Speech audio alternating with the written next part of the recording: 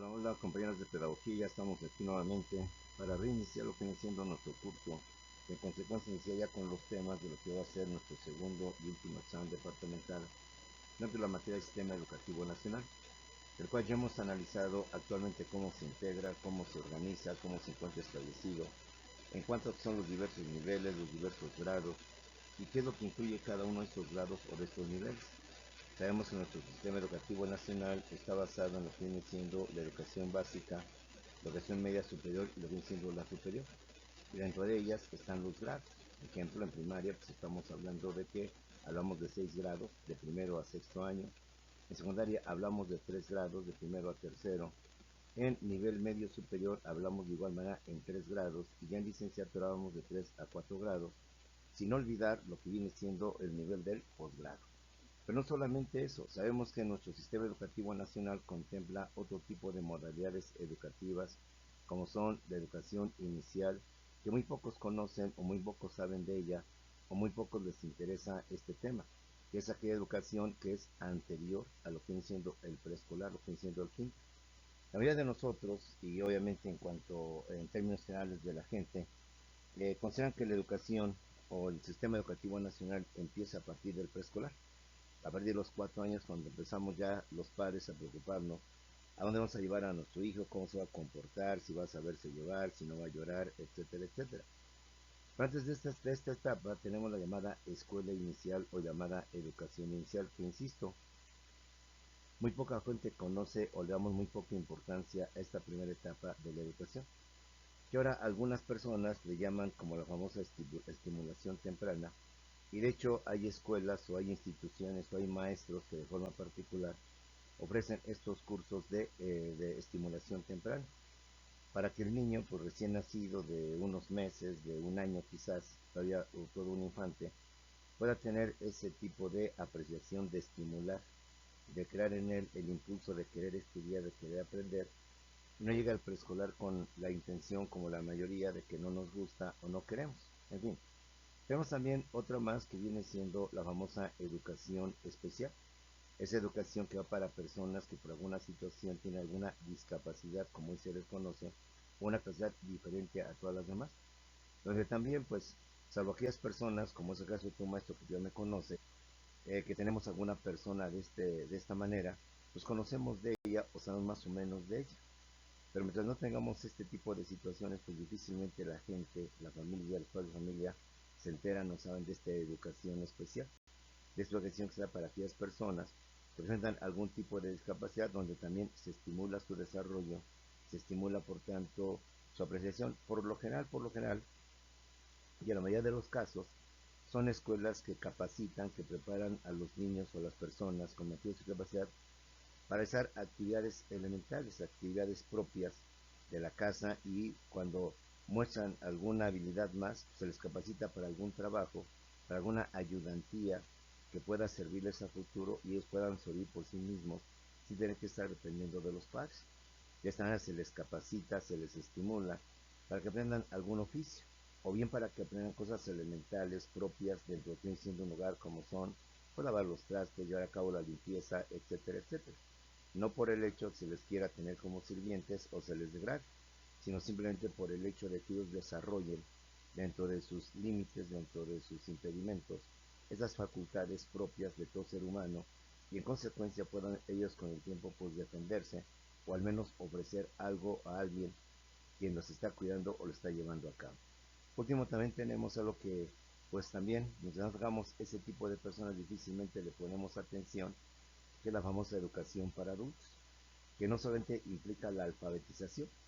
Sabemos que México tiene una larga historia de analfabetas, derivado o producto del famoso porfiriato, 1876-1911, donde el porfiriato, como todo dictador, pues no fomentó la educación a nivel raso, a nivel pueblo, sino fomentó la educación de nivel superior, y pues muy pocos, si ahora para mucha gente les es difícil accesar a la educación superior, pues imagínate en los tiempos de Porfirio Díaz, con mayor razón resultaba esta situación.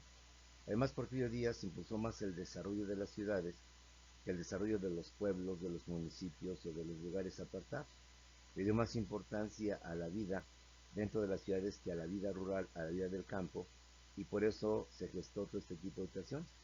Y en aquel tiempo, pues todas las personas, o la mayor parte de los mexicanos, eran analfabetos, ¿sí? Es decir, analfabeta, persona que sabe ni leer ni escribir.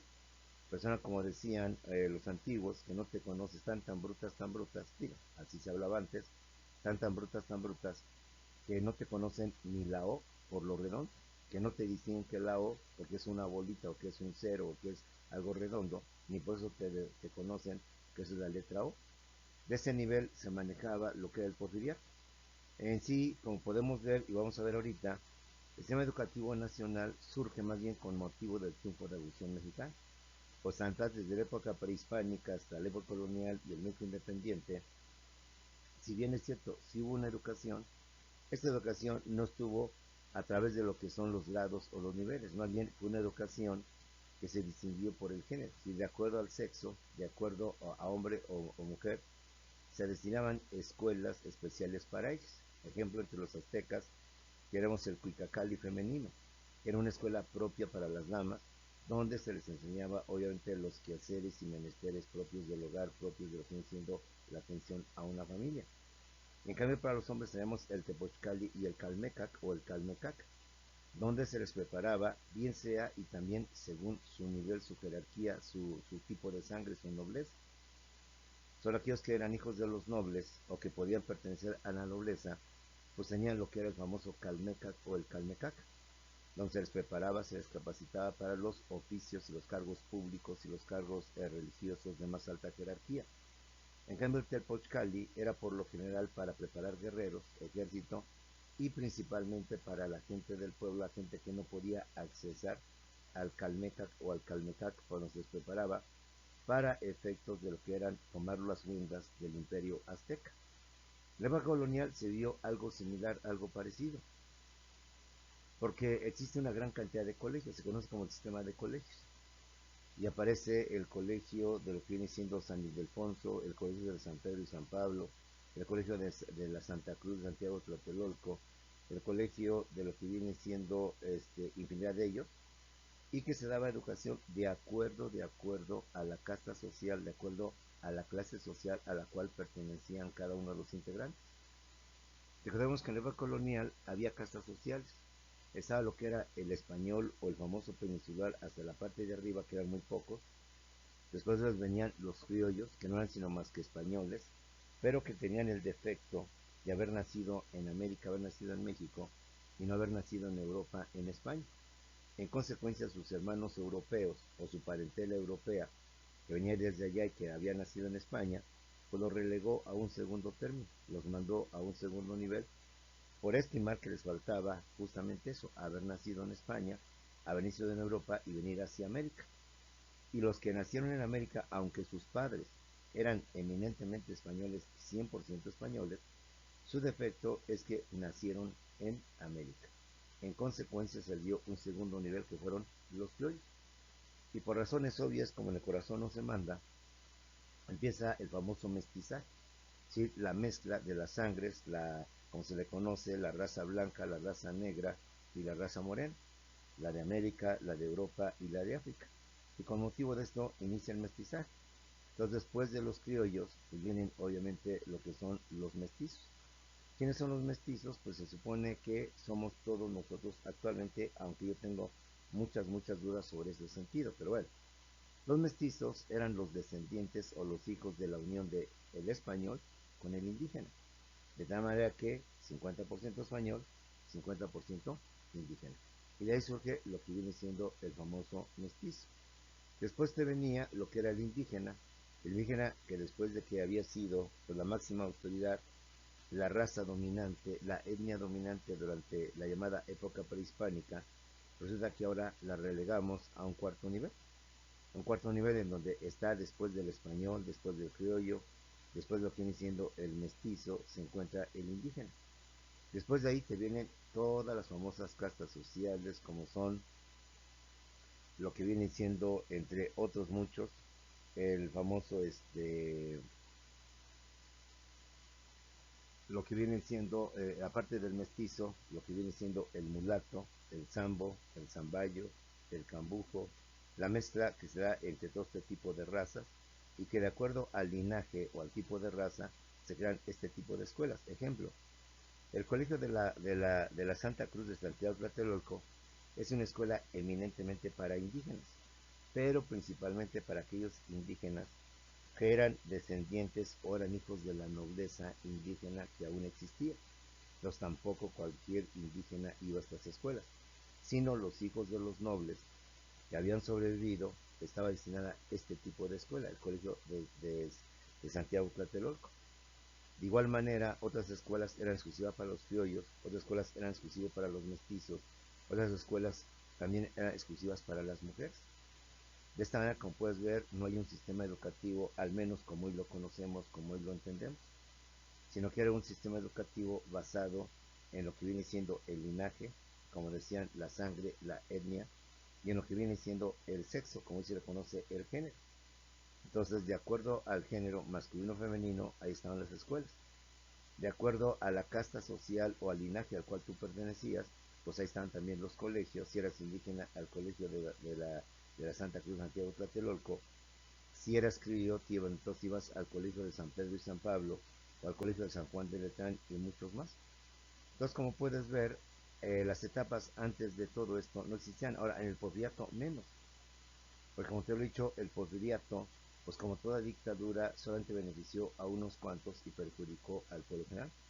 Y es ahí donde surge o donde aparece el analfabetismo, la verdad de mexicanos que no saben leer ni escribir. Y te repito un dato que te he estado manejando desde que nos conocemos. Según esto, durante el porfiriato habíamos apenas 15 millones de mexicanos. Imagínate, 15 millones en todo el territorio nacional. Hoy somos más de 120 millones, como hemos crecido de 1800, vas a dejarlo, de 1911 a la fecha.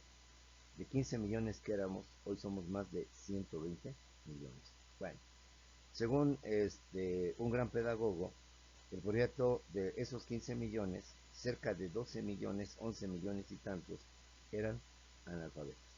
No sabían leer ni tampoco sabían escribir. Entonces, uno de los grandes problemas a que se enfrentó la educación una vez que logramos, no solamente nuestra independencia, porque esto fue años atrás, en los años 1800, hablamos de los años 1900, fue la gesta heroica de la Revolución Mexicana. Que no le damos su valor importante, no le damos la importancia que significó este acontecimiento histórico, que vino a transformar, a cambiar el sistema político y junto con ello el sistema educativo. ¿Por qué? Porque a partir de la revolución se empieza a formar, a consolidar, a desarrollar lo que conocemos como sistema educativo nacional.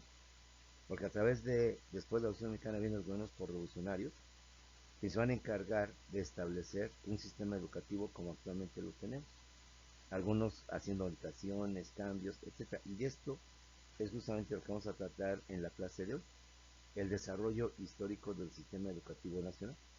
Soy el profesor Simón Peralta en Sástiga. Vamos a iniciar con nuestra clase y a continuar con lo que hemos aprendido de esta materia, el sistema educativo nacional. Como te decía, el sistema educativo nacional, tal como lo hemos visto, es decir, que está integrado por varios sistemas, del gran sistema, varios grados, varios tipos de educación, la básica, media superior, superior, dentro de la básica, el preescolar, la primaria y secundaria, dentro del medio superior, el sistema preparatoria, el sistema bachillerato tecnológico o equivalente, y a nivel superior, pues las carreras profesionales o licenciaturas, más aparte los posgrados, es decir, lo que viene siendo la especialidad, la maestría y después el doctorado.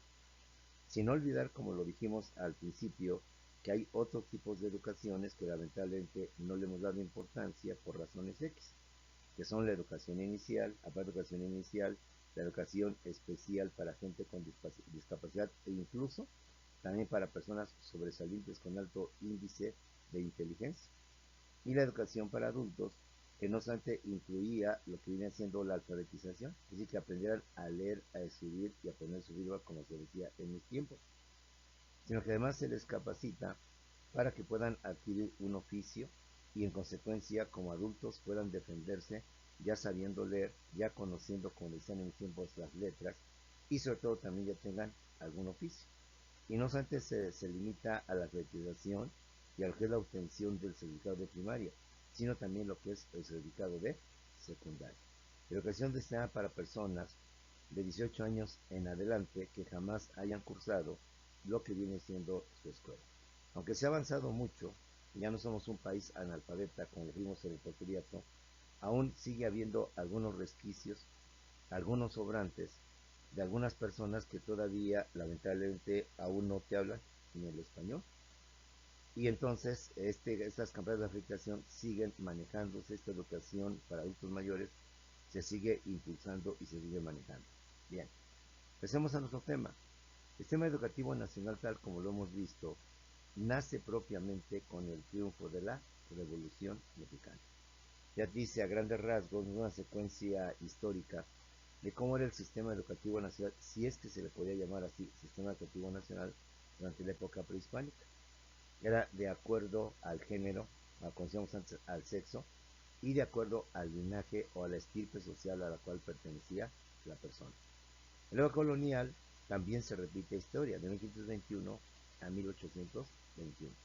Pues establece una serie de colegios en donde podrán accesar las personas a esos colegios dependiendo el género o el sexo al cual se encuentra la persona, si es masculino o si es femenino. Y dos, de acuerdo al linaje, a la estirpa social, a la sangre social que llevan las personas, para que sana pudieran determinarse el nivel, o mejor dicho, la escuela y el tipo de estudios a donde se podía accesar. De esa manera, así es como se manejó, si podemos llamarle, el sistema educativo nacional. En realidad todo pareció una cosa similar. Porque todo, como lo dijimos resumiendo, le dio importancia a la ciudad y no al campo. Le dio importancia al medio urbano y no al medio rural, lo que provocó en consecuencia un desfasamiento y una desigualdad como nunca más se había visto, que generó cerca de 12 millones de analfabetas. Por eso, bajo este contexto, bajo estos antecedentes, entendamos por qué la Revolución Mexicana constituye el origen del sistema educativo nacional.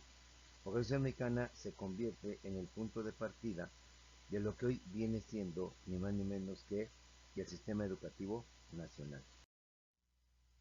Recordemos que con motivo de la Revolución Mexicana y al triunfo de la misma, una vez que el movimiento triunfó sobre la dictadura de Porfirio Díaz, incluso sobre la dictadura que quiso implantar Victoriano Huerta, se establecen sus principios o postulados generales en el artículo 3 de la Constitución Política de los Estados Unidos Mexicanos, a ser expedida y promulgada el 5 de febrero de 1917 por el general Venustiano Carranza, resultado o producto de la Revolución Mexicana.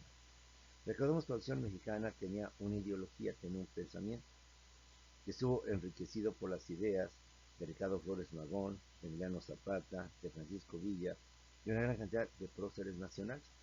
Por ejemplo, tanto Madero como el señor Flores Magón luchaban por los obreros y luchaban por causas justas, dado que, recordemos el porfiriato, serían jornadas inhumanas de 10, 12, 14 horas, sin derecho a descansar de lunes a domingo, sin derecho o sin obligación de que el patrón abonara por lo menos una gota de alcohol o un curita para atender al obrero que se enfermaba, que se accidentaba. Y si el obrero en aquellos tiempos moría, su patrón no estaba obligado a dar ni un solo centavo para su sepelio, para indemnizar a la familia. Entonces, como puedes ver, estos ideales de prestaciones, de mayores derechos, están pregonando la Revolución Mexicana. Zapata luchaba por tierra y libertad y luchaba porque la tierra fuera justamente para aquel el que la trabaja. Y Villa pues luchaba por que hubiera justicia para todos y así por el estilo. Entonces, como puedes ver, los ideales de la Revolución Mexicana tenían como objeto mejorar el bienestar o la calidad de vida de los mexicanos. Y una vez que logramos derrotar y acabar con el dictador Porfirio Díaz y luego con el intento de otro dictador, Victoriano Huerta, entonces como resultado de estas ideas, de este pensamiento, se plasman en un documento llamado Constitución Política de los Estados Unidos Mexicanos, que por cierto viene siendo la tercera y última constitución. México ha tenido solo tres constituciones, la de 1824, la de 1857 y la actual, que ya también tiene bastante tiempo, todo, la de 1917. En esa constitución recordemos que la gran aportación fueron las llamadas garantías sociales. Es decir, aquellas garantías que benefician a un sector o a cierta parte de la población que se encontraba desprotegida, como son los campesinos, como son los jóvenes, como viene siendo el campo. Entonces se crean las garantías sociales a través del artículo tercero constitucional, artículo 27 y artículo 123 constitucional. Y justamente para combatir el analfabetismo que habíamos obtenido con motivo del porfiriato, ahora en el artículo tercero se establece que la educación es laica, gratuita y obligatoria para todos. Y que es un derecho, y que es un deber del Estado garantizar la educación en todos los niveles a la población que se encuentra dentro del país. Entonces, es aquí donde se empiezan a establecer los principios, los postulados, ya no solamente en palabra, sino en una ley, en la Carta Magna, en la ley fundamental que rige nuestro país, que es ni más ni menos que la Constitución. Y de forma muy clara y de forma muy concreta, como hemos hablado en otras clases, el artículo tercero es justamente el artículo de educación, donde se establecen desde entonces, los principios, los postulados, bajo los cuales la educación en México se va a regir y se va a establecer. Por eso, a partir de aquí es cuando se empieza a consolidar, se empieza a conformar lo que viene siendo nuestro sistema educativo, como hoy lo entendemos, como hoy lo conocemos. Con motivo del triunfo de la Revolución Mexicana, se establecen sus principios o postulados generales en el artículo tercero de la Constitución Política, al ser expedida y promulgada el 5 de febrero de 1917 por el general Venustiano Carranza, lo cual viene siendo el resultado o producto de la Revolución Mexicana. De igual manera, con motivo de este nuevo régimen, de este nuevo cambio, de esta nueva política económica que se establece en el país, queda ya en el cementerio, ya en las tumbas, lo que algún día fue el porfiriato o la ciudad de Porfirio Díaz. Con política económica se establece el nacionalismo revolucionario. A partir de 1917 y al triunfo de la Revolución Mexicana, los gobiernos que se establecen después de este acontecimiento y con motivo del artículo tercero constitucional, se implanta como política económica en nuestro país el famoso nacionalismo revolucionario, el cual impulsa la intervención del Estado en la economía, en el manejo y explotación de las áreas estratégicas. Es el Estado, es la autoridad, la que debe manejar las actividades estratégicas de una economía, la que debe manejar los bancos, el sistema financiero, manejar lo que son los hidrocarburos energéticos y que se constituyan en una parte que solo el Estado y únicamente el Estado debe de manejar y debe de explotar. Para que los recursos que se obtengan con motivo de esto sean en beneficio del pueblo y se otorgan al pueblo. Por eso el artículo 27, todos los bienes, tanto que se encuentren en nuestro país, tanto en la tierra como en el agua, son propiedad de la nación. Es decir, nunca dice son propiedad del gobierno, nunca dice son propiedad del presidente o de los gobernadores. Son propiedad de la nación y por nación entendemos el pueblo en general. Por tanto, se supone que la economía se impulsa que el Estado intervenga en la economía. Se impulsa que el Estado, con fines sociales y no con fines lucrativos, se encargue de aquellas fuentes de ingresos, aquellas estrategias económicas que dan buenos dividendos o que dan buenas utilidades, como son la energía eléctrica, como son el petróleo, como son incluso la educación y mucho tipo de actividades estratégicas. Con política económica se establece el nacionalismo revolucionario, impulsando la intervención del Estado en la economía, en el manejo y explotación de las áreas estratégicas. Y es así, como vamos a ver, durante toda esta etapa surgen instituciones públicas como son el IMSS, como son el ISSSTE, el Infonavit, como son la UNAM, el Club Politécnico Nacional, Viconsa, CONASUPO, Comisión Federal de Electricidad, Compañía de Luz y Fuerza del Centro, hoy extinta o desaparecida por Felipe Calderón, y otro tipo de instituciones. Ese nacionalismo revolucionario impulsa, fomenta y exalta el amor a la patria, fomenta, impulsa y exalta la cultura mexicana con sus tradiciones, costumbres, historia, raíces u orígenes, así como de sus símbolos patrios.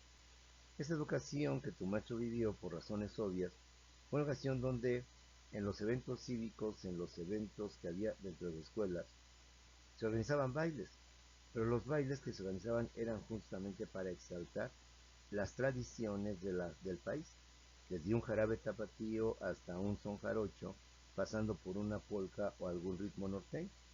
Entonces, todos los grupos pues se lucían haciendo bailables típicos regionales propios de lo que es nuestra cultura. Y ve cómo han cambiado las cosas, pues, con motivo del neoliberalismo, que ya hablaremos en su momento oportuno. Hoy esto ha desaparecido, o más bien se realizan eventos, festividades, pero el grupo y el maestro o la maestra quedan libres para hacer grato este momento cívico, pues se puedan ellos bailar, pero de cualquier ritmo, cumbia, salsa, reggaetón, hip hop, etcétera, etcétera. Sí, es decir, ya no están obligados en las primarias, en las escuelas, los maestros, a tener que enseñar a sus grupos algo que exalte nuestro nacionalismo, algo que levante lo que viene siendo las tradiciones y costumbres. Para algunos es un progreso, para otros, como lo pasado, pues es una deformación y desviación de la educación al incluir dentro de lo que es la educación ritmos que es eso, son moda. Y que lo que hay que fomentar a través de la educación son justamente esas tradiciones, esas costumbres, esos bailes, esos ritos que manejan los diversos pueblos que constituyen nuestros antecedentes. El nacionalismo revolucionario impulsa, fomenta y exalta el amor a la patria. La cultura mexicana con sus tradiciones, costumbres, historias, raíces, orígenes y lo que son también los símbolos. De igual manera, el nacionalismo revolucionario, que es el que se establece después de la Revolución Mexicana, crea leyes, instituciones, políticas y programas a favor del pueblo, fomentando la educación pública y la educación popular. Recordemos que Porfirio Díaz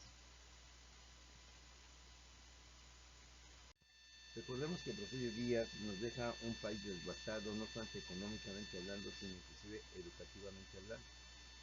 Un país lleno de analfabetas, un país por tanto lleno de ignorancia y un país lleno y habitantes de pobreza.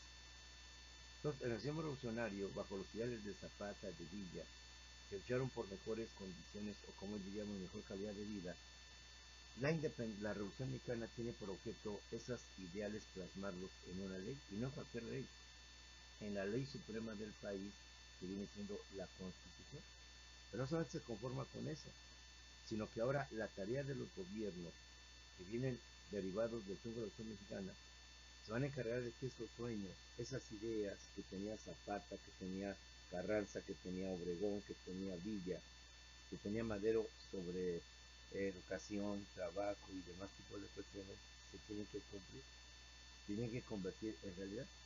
Y vamos a ver cómo a través del tiempo en el terreno educativo se han creado instituciones como el Politécnico, autonomía de la universidad. Recordemos que la universidad al principio no era autónoma, sino que es a partir de estos gobiernos cuando establece la autonomía universitaria, de estos gobiernos cuando entonces se convierte en lo que conocemos como la UNAM, Universidad Nacional Autónoma, Autónoma de México. ¿Sí? Se dan otras instituciones como son el Politécnico y demás aspectos. Entonces, como puedes ver, el nacionalismo revolucionario crea leyes, instituciones, políticas y programas a favor del pueblo, fomentando la educación pública, la educación popular. Se consolida y desarrolla con los llamados gobiernos post-revolucionarios, posteriores a la Revolución Mexicana, que son emanados de la misma, cuyo objetivo era convertir en realidad y en hechos los postulados, las ideas, la ideología, el pensamiento de todos aquellos que con sus armas y obviamente con su vida y con su sangre le apostaron a cambiar un régimen caduco, viejo, antiguo, injusto, que era el porfiriato, por un país con mayores perspectivas de progreso, de desarrollo para su población. Es así como entonces vemos cómo la Revolución Mexicana no solamente es un acontecimiento de fechas, de cosas, sino entender que es una serie de transformaciones, de cambios, de modificaciones. El nacionalismo revolucionario se consolida y se desarrolla con los llamados gobiernos post-revolucionarios o posteriores a la Revolución Mexicana, emanados de la misma, cuyo objetivo era convertir en realidad y en hechos los postulados de la Revolución Mexicana. Uno de ellos era justamente la educación pública, la educación popular, la educación donde todos los mexicanos, a diferencia del porfiriato, tuvieran acceso a la misma y pudieran, por tanto, sin trabas, sin obstáculos o sin problemas algunos, que los hijos o sus hijos puedan ingresar a lo que viene siendo su educación.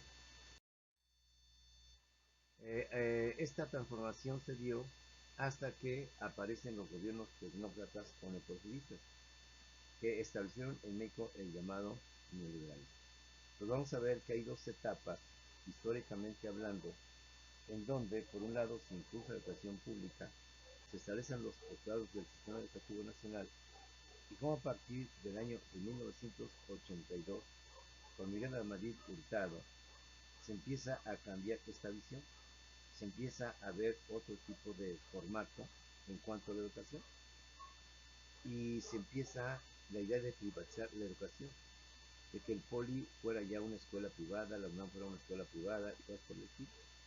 Entonces, el nacionalismo revolucionario, su transformación, su cambio, va a quedar hasta que aparecen los buenos tecnócratas o neoporfiristas, que van a implantar en México el llamado neoliberalismo. Ya hablaremos de todo esto, pero vamos siguiendo la secuencia histórica para entender cómo se fue generando, se fue gestando, fue consolidando, conformando nuestro sistema educativo.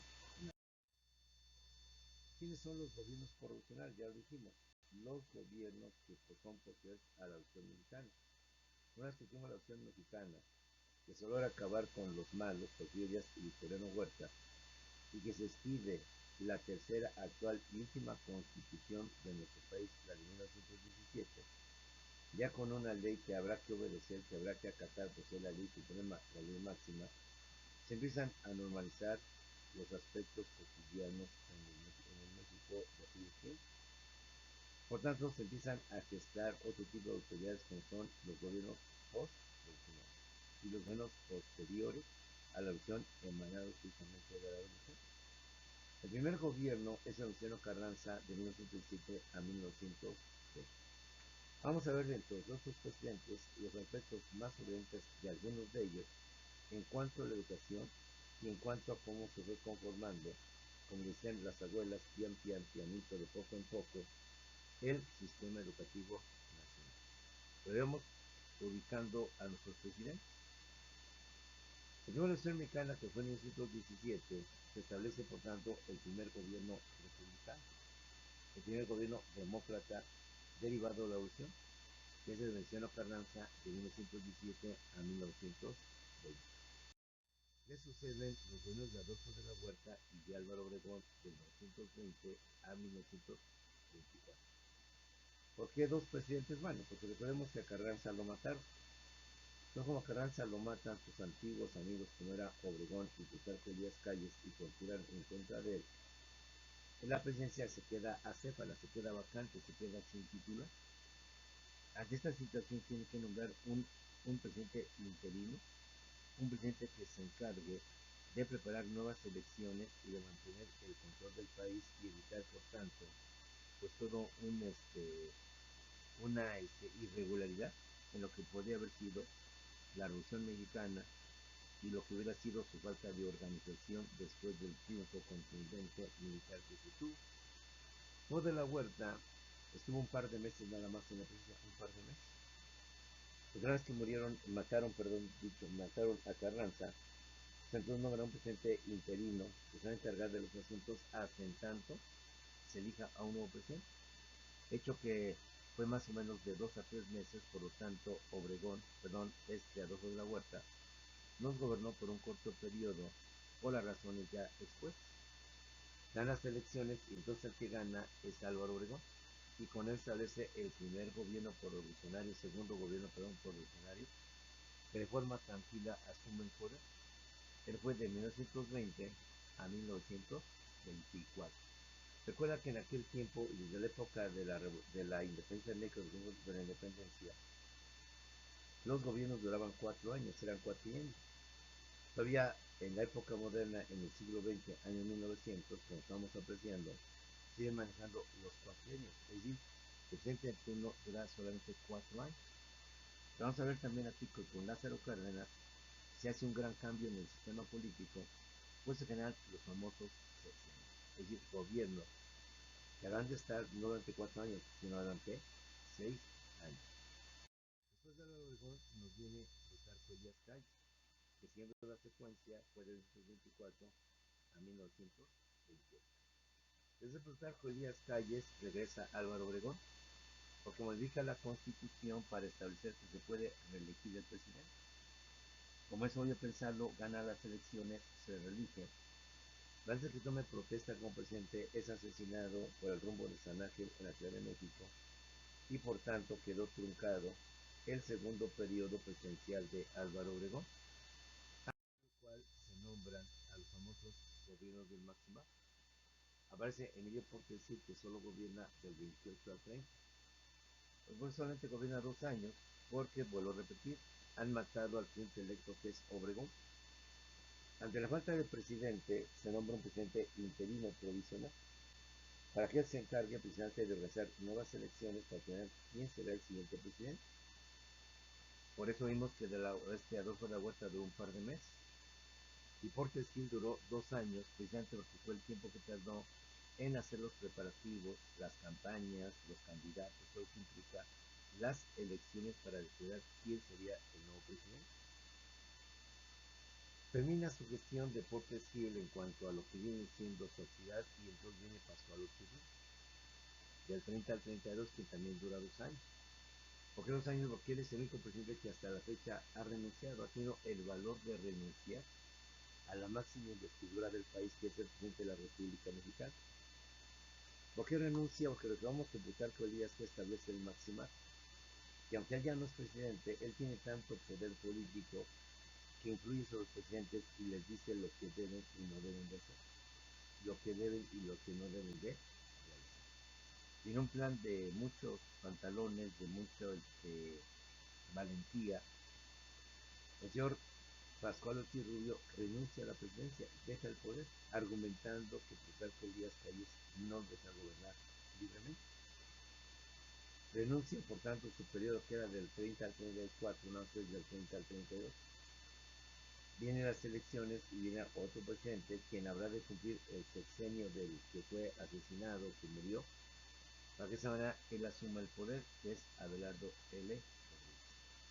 Es aquí en esta etapa donde será la autonomía universitaria, donde la UNAM se convierte en lo que viene siendo Universidad Nacional Autónoma de México. Pero vamos poco a poco. Después de estos señores, nos viene el general Lázaro Cárdenas del Río. De 34 al 40, quien, recordemos, entre otras muchas cosas, nos crea el Instituto Politécnico Nacional. Es decir, consolida a nivel superior, a nivel carrera profesional, lo que viene siendo la educación para los jóvenes en todo tipo. ¿Sí? Lázaro Cárdenas además lleva a cabo la votación al título tercero y establece la educación socialista, que causa mucho escándalo, mucho rubor, mucho ruido en aquella época. Después de Lázaro Cárdenas del Río nos viene Manuel Ávila Camacho, del 40 al 46, y viene a implantar una política fomentando nuestra economía y prohibiendo o limitando el comercio exterior, el comercio extranjero. Manuel Camacho, por tanto, lleva a cabo una obra precisamente de carácter político que veremos en su momento oportuno. De Manuel Camacho nos viene el alemán Valdés. El alemán Valdés fue presidente del 46 al 52. Miguel Alemán Valdés fue el que construyó Ciudad Universitaria y que desde entonces, como hasta la fecha, se mantiene como el ícono, el lugar idóneo, representativo de lo que es la Universidad Nacional Autónoma de México. Vamos a ver ahí esta parte de Miguel Alemán Valdés. Aparecen después los Adolfos, Adolfo Ruiz Cortines, Adolfo el Viejo, quien se encarga de continuar con la política por-revolucionaria. Le sigue el siguiente Adolfo, Adolfo López Mateos, del 58 al 64, quien dentro de sus aspectos importantes cabe destacar que es quien nos crea la Comisión Nacional de los Libros de Texto Gratuito, por lo cual, como todos hemos tenido desde nuestra primaria, el gobierno nos proporciona los libros con los cuales habremos de estudiar, y es Adolfo López Mateos quien crea esta institución. la comisión hasta libros de texto gratuito, la distribución de los libros de texto gratuito en el nivel primario, y entonces se mantiene esta política, sean los gobiernos quienes sean, de donde vengan, donde provengan, de centro, de derecha o de izquierda, procapitalistas, prosocialistas, pero todos, sin lugar a dudas, fue un gran acierto de Adolfo López Mateos, y que desde entonces se fue creando, se fue consolidando el sistema educativo nacional. Vienen los asesinos. El gobierno de Gustavo Díaz Ordaz, 64 al 70, que se inició, como ya lo sabemos, por la matanza de estudiantes del 2 de octubre de 1968, donde ante un reclamo social, ante un reclamo que exigía, por tanto, solución, el gobierno emplea la fuerza, el gobierno emplea el ejercicio coactivo, y no solamente amedrenta a los jóvenes, no solamente los llega a meter en la cárcel, sino que inclusive como una forma de detenerlos fue justamente la matanza del octubre del 68.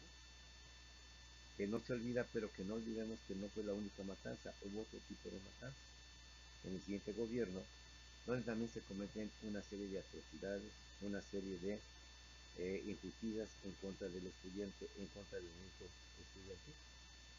Ya veremos parte de esto y una situación que deriva de esto, o una consecuencia, o por eso que sube con motivo de esto, es de las entonces llamadas vocacionales, la Boca 8, la Boca 5, la Boca 3, etc. Se transforman y se convierten en los CECIT, en los Centros de Estudios Científicos y Tecnológicos del Politécnico, el CECIT 14, CECIT 5, etc. Precisamente para evitar lo que viene siendo la concientización de las personas y manejar, por tanto, las políticas o las acciones de los jóvenes.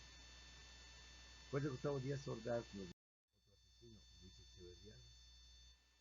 Luis Echeverría Álvarez, en los tiempos de Díaz Ordaz, fue secretario de Gobernación, y se dice, por tanto, que fue el que mandó directamente, el responsable directo de la matanza del 2 de 1968, que inclusive dio esa orden en contra de la Osmancho sin el conocimiento de Díaz Ordaz.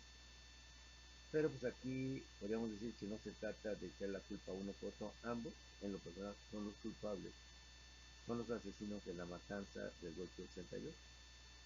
Echeverría, no conforme con esa matanza, la vuelve a repetir cuando él es presidente antes de la gobernación, con otra matanza del 10 de junio de 1971, que casi no se recuerda mucho, no se tiene muy presente, pero quisiéramos de recordar siempre, y en realidad no fue una matanza, fueron dos, la del 2 de octubre del 68 y la del 10 de junio de 1971.